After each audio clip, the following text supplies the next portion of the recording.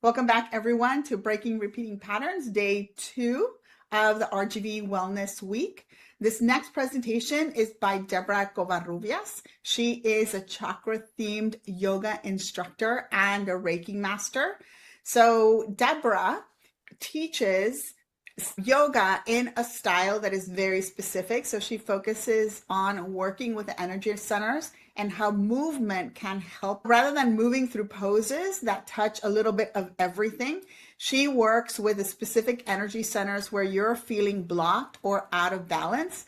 And she builds sequences designed to open them up and bring you real relief, often within a single practice. I hope you enjoy Deborah's presentation. Hi, I'm Deborah Covarrubias. I am about to be certified 300 YTT yoga instructor. The style of yoga that I will be teaching will be what I call chakra-themed based, where a person might be struggling with a certain chakra that would be helpful to open and balance. We would be focusing yoga poses that would help open and balance those chakras. The chakras are the 7 main energy centers of our body that run down the middle meridian of it. And there are 7 of them. You could call them energy centers that govern that particular area of the body, be it seen as in, let's say, the intuition that comes from the third eye chakra. Also, it can govern the physical part of that area. So say maybe trouble with the eyes and our sinuses, particularly the pineal gland, which helps in that area that has a lot to do with the third eye chakra.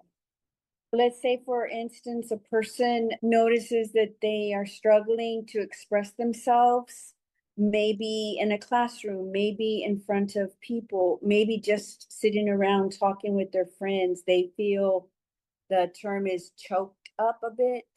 That chakra that would govern that area would be the throat chakra.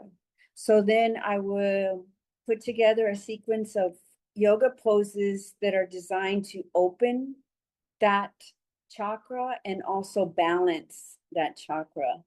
And so the person can find relief and improve that situation. Let's say the throat chakra, one of my favorite ones for opening throat chakra is the camel pose, where you're on your knees on your mat and then your arms go towards the back and you open and look up and your throat chakra is automatically open. The person actually had more of a physical thing going on, probably to do with their throat not being clear. And that can actually be connected to feeling blocked from expressing themselves. So we were practicing yoga and noticed her trying to clear her throat out. So we immediately started doing camel pose, did that for quite a few breaths. And she said immediately she just felt better, and physically you could tell that she had improved because she was no longer choking or trying to clear her throat. I used some third eye poses to activate third eye chakra, and also included a meditation and some tapping. And I was immediately able to start seeing the very beautiful colors that you can see, even though your eyes are closed. So with more practice, that's something that will start coming in naturally because it's more balanced. Someone may realize that they have one of their chakras out of balance or blocked when they realize that there's a problem in a particular area. For instance, let's continue talking about throat and third eye. With throat, the person may realize that they are having trouble speaking, expressing themselves, finding their words, feeling choked up. That would be something that they would want to seek help with by finding yoga poses that would help open their throat chakra. They'll feel an ease in that area. They'll begin to feel that area not blocked anymore, they will find their words. They will not feel choked up. They may even have some physical things that improve, like maybe if they had congestion or other things going on with them, they'll notice that they have more ease in that area. The reason it interests me is because many of us have been able to attend classes and not notice any particular kind of theme in the background. For instance, while they're doing different yoga poses, they are putting, and we are putting pressure on these different chakra areas, but we want to target one of them in particular to change and improve. That's possible. And instead of going through 50 minutes to an hour of doing all kinds of different poses that target all the different chakras, this way a person can target one particular chakra, or probably two also would be available, and really come away with something that they feel like they're accomplishing something. Definitely a conversation beforehand to see what their goals are, what their concerns are.